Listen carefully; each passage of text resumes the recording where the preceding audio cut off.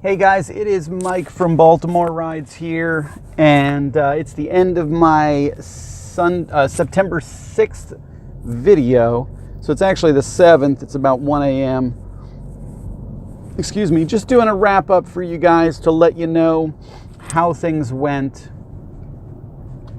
I spent the night in DC, got off to a little bit of a weird start, I'm not gonna lie.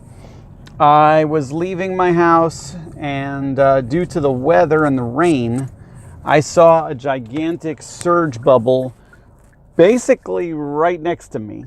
Reisterstown, kind of like North Owings Mills-ish, right near an elementary school. And I went to it, and I got a ride at 2.0, only moron than I am. You know, I'm not the brightest bulb on the tree. It was a short trip, so a $3 trip turned into a $6 trip. Whoop-de-doo. It was a big waste of time. Not the end of the world, but once that was done, I got on the Beltway. It took me forever. I did not even get down to DC until 4:30. It took me almost 2 hours to get to DC from 695. Because the rain and just the snarl ups and traffic were just awful today. So I got to DC at 4:30-ish and basically just started grinding. And I finished the night at 12:15 at $150, $149 and change. And I'm fine with that, guys. That was my goal for tonight was $150. I would have liked to have done about 25 to 50 more, but there was really nothing going on in the city. I didn't really want Reagan's shut down. I didn't really want to, I just cruised through BWI because I came up 295. I was in that vicinity. My last trip was a pool that took me out into the burbs, like Landover, somewhere that, like Hyattsville, kind of north of the city, but not quite out of its, gravity yet. And, it was one of those deals. Do I drive south to go back into DC to scrounge for some extra bucks? Or do I just go north and, put myself on autopilot to get home? And I chose to go home to get a good night's sleep, come back out tomorrow and make some more money tomorrow. I am at 350 something right now for the week, but here's the kicker. I've made my quest goal. However, there's this gigantic company-wide snafu where jobs are not applying. So it hasn't added the quest money in. So really I'm at something like 430, 440, for the 2 days and a half. And that's great money. That's great money. I'm fine with that. Hopefully when I wake up tomorrow, the quest numbers will be fixed. If not, I'm gonna have to give help support a call and, get them to start working on it manually. But the voicemail when you call help support says they know about it, they're working on it, it'll be resolved soon. So, give them patience, give them some time. That's what you gotta do. You just gotta give them some time. So that's that. So, my last trip is what I want to talk about, guys. And this is a little bit of a sore subject for me, so I'm going to vent and express myself a little bit, and then you guys can, maybe learn from this. But I picked up a pool ride. I have two opinions about pool in DC, okay? And so for those of you that drive in Baltimore that don't get pool rides because it's not a service offered there, a pool ride is basically like a commuter ride.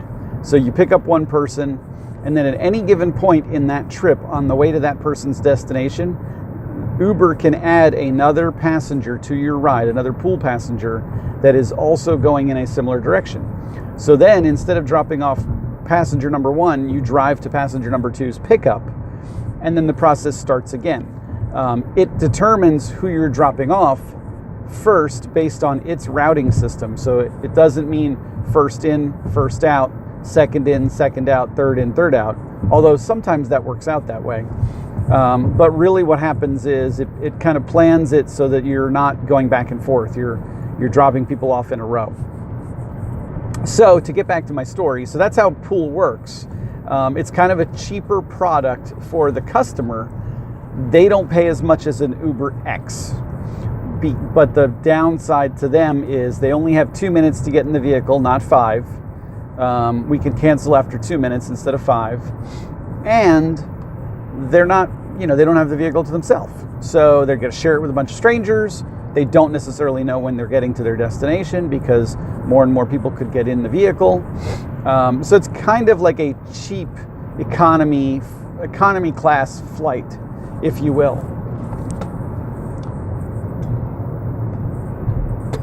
Sorry, my throat's scratchy. So that being said, I go to the airport. It's a pool ride from the airport because I was at Reagan at like 11:40-ish, trying to catch a ride out of Reagan.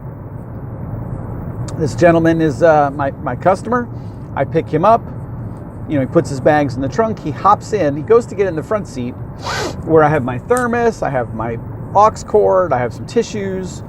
And he opens the door and I'm like, hey, bud, I have stuff up here. Can you sit in the back? No, I only sit in the front. Please, sir, I'm asking you to sit in the back. No, I refuse. I'm only sitting in the front. Okay, so I unbuckle the seatbelt. I move my thermos over to my feet. He gets in the car.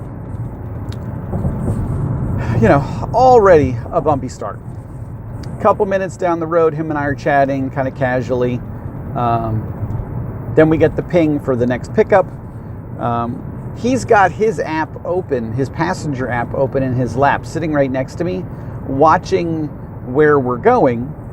And he tells me at some point in this ride to the first passenger that he's an Uber driver, blah, blah, blah. I roll my eyes, internally. I don't roll my eyes in front of him, but I kind of roll my eyes every time people say that. I think it's the same thing that people say, when you go to a store and they say, oh, I know what I'm doing. And it's kind of like that expert mode. They think if you say that you know what your subject matter is, that all of a sudden you're going to get treated better or differently. So, he's talking about how much he's an Uber driver and all this other stuff. And, I said, okay, great. I'm just smiling and being nice and polite.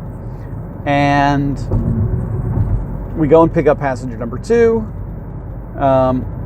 And then we go to pick up passenger number 3, and he wants to tell me where to turn. And I said, I understand you're in the front seat. I don't need a co-pilot or a navigator. I've got the navigation system. He already knew at that point that I lived more than an hour away because we'd already talked about that. So he knew I was not a resident of DC with like memorized roads in my brain. I was just following the nav system. And he turns to me and says, you're being very rude. I don't appreciate that. And I said, okay, I'm sorry. And so then there was awkward silence until I dropped him off. And the other 2 passengers were great. Once I dropped him off, they were kind of apologetic and they said, look, you did a great job.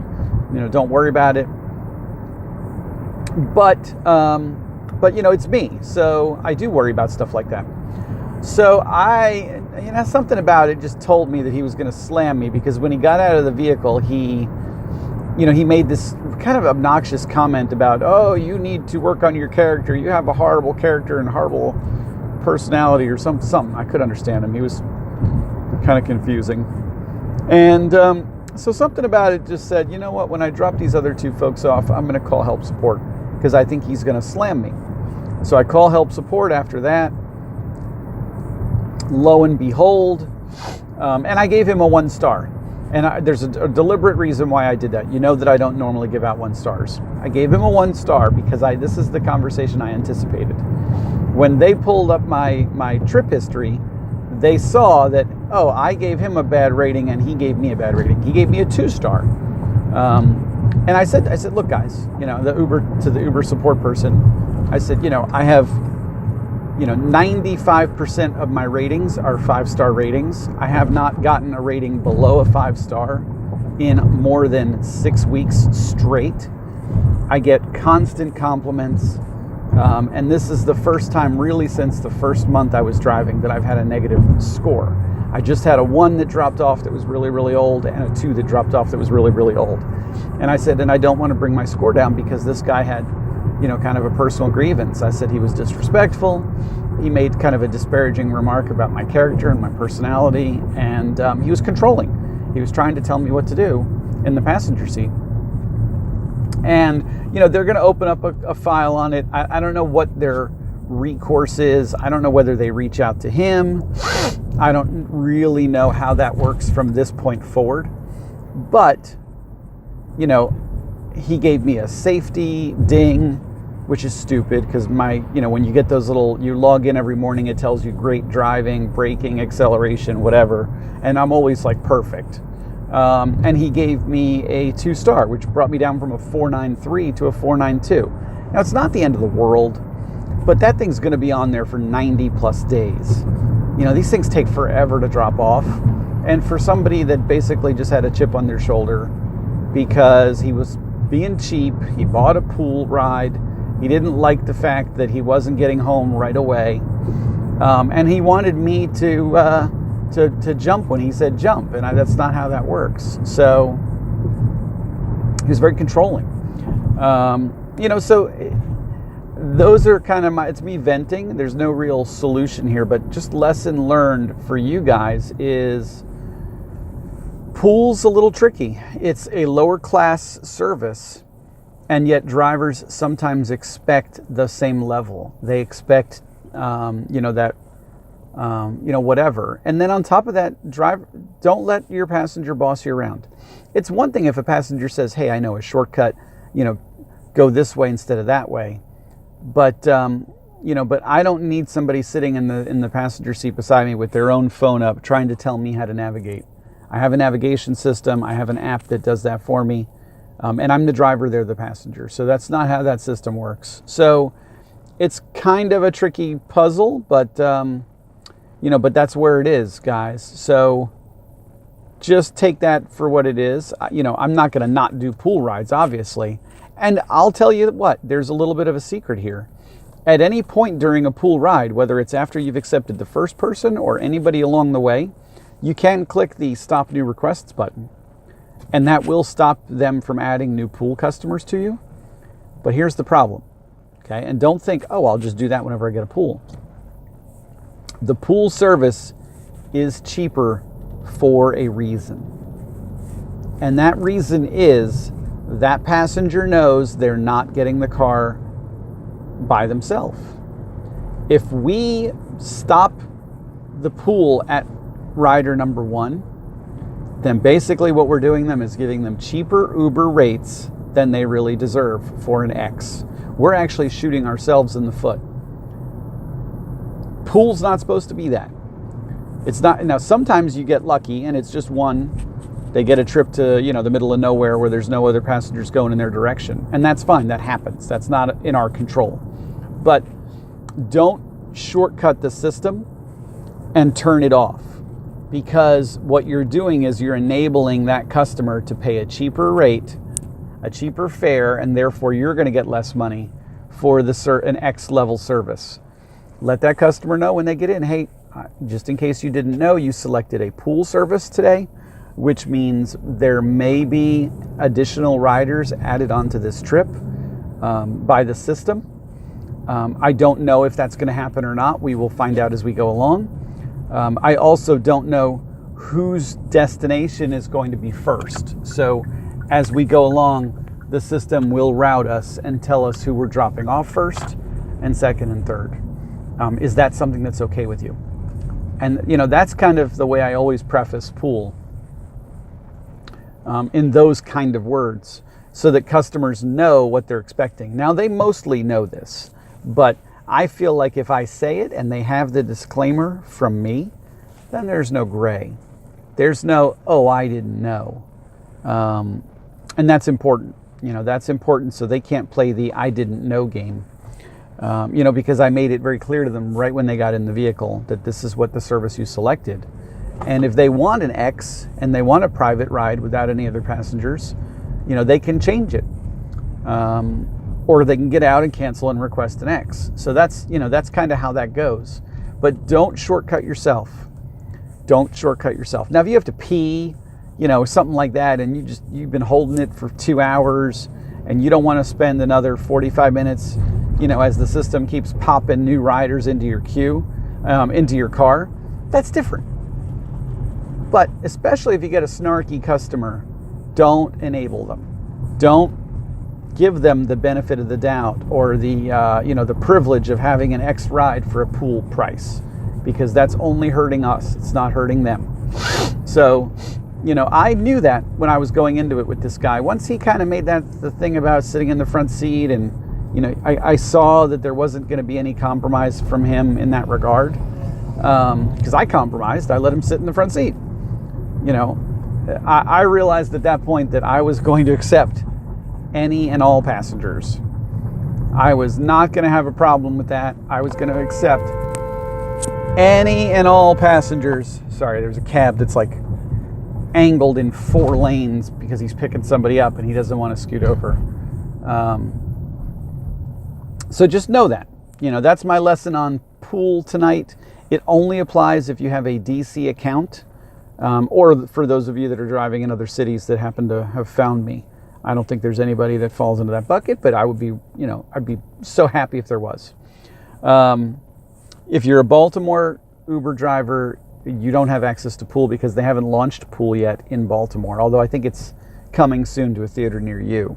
So, that's my lesson about pool. It's a great service. I've had some great ones, 4 or 5 customers. They're all kind of going in the same direction-ish. And then when you drop them all off and it calculates your fares, it's like a $25, $30 fare. Now it's for 5 drop-offs or 4 drop-offs, but they're all basically in the same path. So imagine if you were, you're going from DC to Bethesda, and instead of just making one long trip to drop the person off at the very end, you drop off 3 little people along the way. So it's the mileage and all that kind of stuff is, different, but they end up being juicy. You just have to kind of tolerate the whole, clown car thing with lots of different people hopping in and out of your vehicle. So, I'm not against pool, but just know its limitations, and you'll be better for it. And don't let the customer win by stopping that request and giving them the luxury of a single car. That's not what it's about. It's not about that at all. Pool riders, you almost want them to pick up extra stranger passengers. You want them to feel like, oh, I don't get the car to myself. I don't have any control over when I'm getting out. You want them to get that sense of, so that they go, maybe the next time they request a ride, they go, I'm going to spend the extra $3 and get an X, or, whatever the cost difference is. But it may be 70 cents. I mean, who knows? I don't know. Depends on their destination. But if you give them that little bit of, oh, this is what a pool is? Well, maybe next time I'll do an X. Then maybe you'll get that X fare next time, and everybody will win. So that's all I got for that, guys. I am logging out. Good night tonight. Like I said, I know roughly that I'm in the low 400s after that quest bonus. I just can't see it yet, and I'm not that great at math. So I'll get you guys a real number when I do tomorrow's video. Hopefully by then everything will be washed out and resolved. So everybody have a great night. I'm going to go home and get some sleep. Bye.